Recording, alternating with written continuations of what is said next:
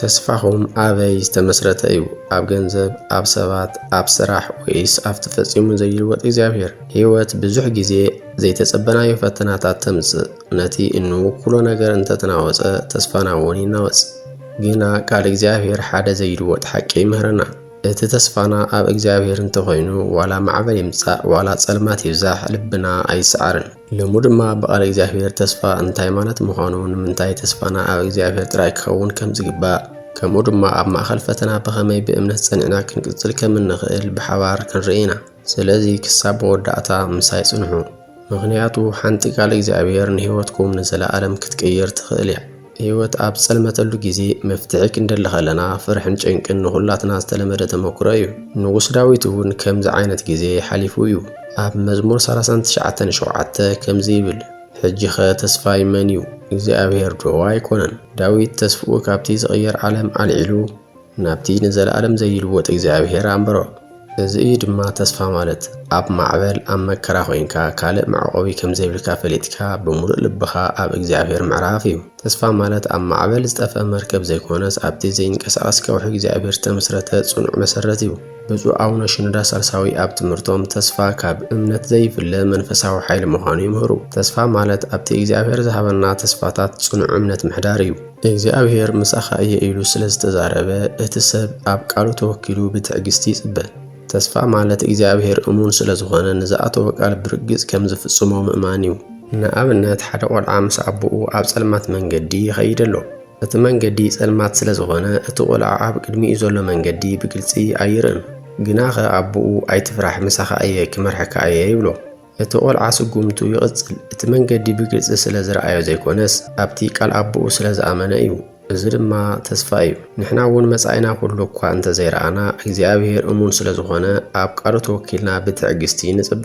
ተስፋ ማለት ኩሉ መንገዲ ስለ ዝረኣኻ መኻድ ዘይኮነስ እቲ ዝመርሐካ እሙን ስለ ዝኾነ ብተስፋ ምቕጻል እዩ። መጽሓፍ ቅዱስ ኣብ ዕብራውያን ምዕራፍ 10:23 ከምዚ ይብለና፣ እቲ ተስፋ ዝሃበና እሙን እዩ እሞ ስለዚ እታ እንጽበያ ተስፋ ብዘይምጥርጣር ኣጽኒዕና ንሓዛ። ኣስተብህሉ፣ እዚ ትምህርቲ እዚ ኣብ ተስፋና ዘይኮነስ ኣብቲ ተስፋ ዝሃበና የተኩር። ምኽንያቱ ሓይሊ ተስፋና ካብ ስምዒትና ይመጽእን ካብ ተኣማንነት እግዚአብሔር እዩ ዝመጽእ። ንሕና እውን መጻኢና ስለ ዘይረኣና እግዚአብሔር እሙን ስለ ዝኾነ ኣብ ቃሉ ተወኪልና ብትዕግስቲ ንጽበ።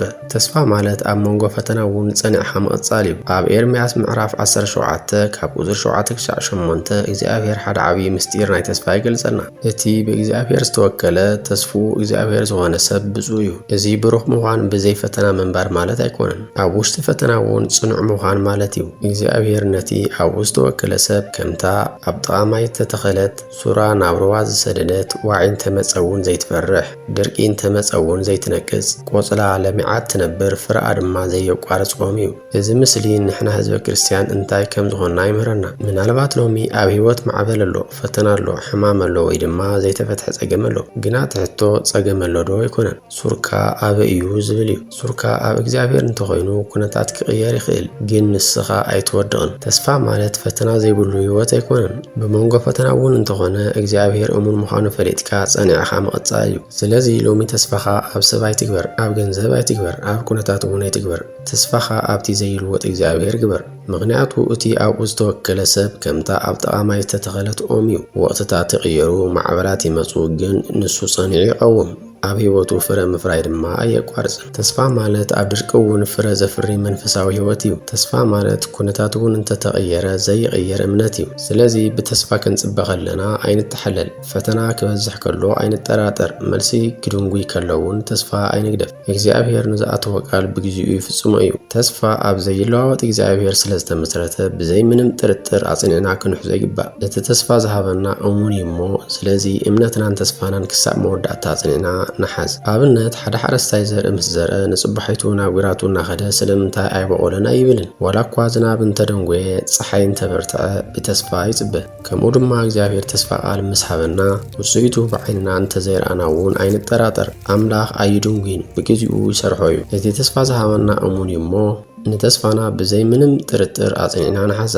ሎሚ ዘይትርእዮ ነገር ጽባሕ እግዚኣብሔር ኣብ ዘገርም መንገዲ ክርእየካ እዩ። ስለዚ ተስፋኻ ኣይተቋርጽ። እቲ ቃል ዝኣተወ እሙን እግዚኣብሔር ንዝበሎ ብርግጽ ይፍጽሞ እዩ። ክቡራት ኣሕዋትን ኣሓትን ኣብ መዝሙር 145:15 ከምዚ ይብል ናይ ኩሉ ዓይኒ ንዓኻ ተስፋ ይገብር ንስኻ እውን ብእዋኑ ምግቦም ትህቦም። እዚ ጥቕሲ እዚ ኣምላኽ ናይ ሰብ ጥራይ ዘይኮነስ ንፍጥረት ኩሉ ዝከናኸን ኣቦ ምዃኑ ይምህረና። ናይ ኩሉ ዓይኒ ማለት ናይ ሰብ፣ ኣራዊት፣ ኣዕዋፍ፣ እንስሳት ኩሎም ፍጥረታት ናብ እግዚኣብሔር ይጥምቱ። እግዚኣብሔር ድማ ብእዋኑ ንነፍሲ ወከፍ ፍጥረት ዘድልዮ ይህቦ።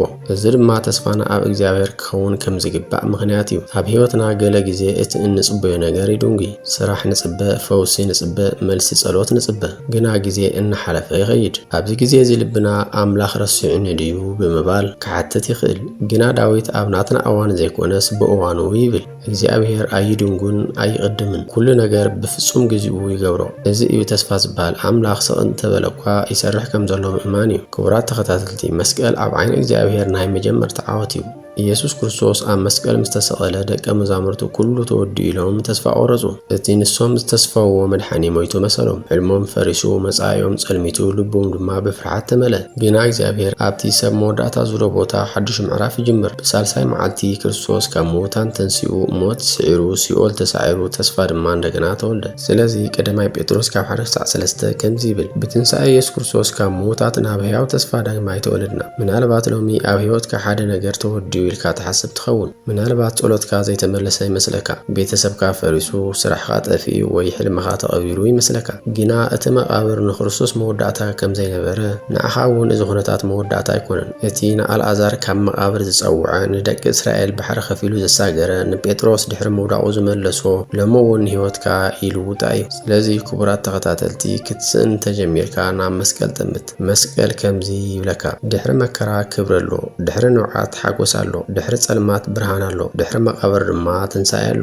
ስለዚ ልብኻ ኣይትስበር፣ እምነትካ ኣይትግደፍ፣ ተስፋኻ ኣብ ኢየሱስ ክርስቶስ ግበር። ሰብ ክልወጥ ይኽእል፣ ኩነታት ክቕየር ይኽእል፣ ግና ኢየሱስ ክርስቶስ ትማሊ ሎሚ ንዘለዓለም ሓደ እዩ። ስለዚ ተስፋኻ ኣይትቕበሮ። ኣምላኽ ገና ኣይወደአን፣ እቲ ዝጀመሮ ሰናይ ስራሕ ክፍጽሞ እዩ። ንህይወትካ ድማ ካብ መስቀል ናብ ክብሪ፣ ካብ ንብዓት ናብ ሓጎስ፣ ካብ ሞት ናብ ህይወት ከስጊረካ እዩ። ክቡራት ተኸታተልቲ ዮዳሄ ቲዩብ፣ ሎሚ ካብ ቃል እግዚኣብሔር ዝተምሃርናዮ ተስፋ ማለት ኣብ ዓለም ወይ ኣብ ኩነታት ምውካል ዘይኮነስ ኣብቲ እሙንን ዘይልወጥን እግዚኣብሔር ምውካል ምዃኑ እዩ። ሰባት ክልወጡ ይኽእሉ፣ ኩነታት ክቕየር ይኽእል፣ ግና እግዚኣብሔር ፈጺሙ ኣይልወጥን። ስለዚ እምነትናን ተስፋናን ኣብኡ ክኸውን ይግባእ። ምናልባት ሎሚ ኣብ ህይወትካ ፈተና ኣሎ፣ ሕማም ኣሎ፣ ጸሎትካ ዘይተመለሰ ይመስለካ፣ ወይ ድማ ተስፋኻ ክትስእን ትሓስብ ትኸውን። ግና ኣይትረስዕ፣ እቲ ተስፋ ዝሃበካ እሙን እዩ። እግዚኣብሔር ንዝኣተወ ቃል ብግዚኡ ይፍጽሞ እዩ። እቲ ሎሚ ዘይትርእዮ ነገር ንሱ ብግዚኡ ከግህዶ እዩ። ስለዚ ኣብ ጸሎት ጽናዕ፣ ኣብ ቃል እግዚኣብሔር ጽናዕ፣ ኣብ እምነት ጽናዕ፣ ተስፋኻ ድማ ኣይተቋርጽ። እቲ ንዳዊት ዘድሓነ፣ ንኤርምያስ ዘጽንዐ፣ ንሃዋርያት ብትንሣኤ ክርስቶስ ሕያው ተስፋ ዝሃበ ሎሚ እውን ንዓይን ንዓኻን ክድግፈናን ከጽናዕንዐናን ይኽእል እዩ። እምበኣር ክቡራት ተኸታተልቲ ተስፋና ኣብ እግዚኣብሔር ንግበር፣ ምኽንያቱ ንሱ ትማልን ሎምን ዘለኣለምን ሓደ እዩ። ብተስፋ ንንበር፣ ብእምነት ንመላለስ፣ ክሳብ መወዳእታ ድማ ኣብ እግዚኣብሔር ጽኑዓት ንኹን። እግዚኣብሔር ንኹላትና ሕያው ተስፋ፣ ሰላም፣ ጽንዓትን በረከትን ይሃበና። ኣሜን።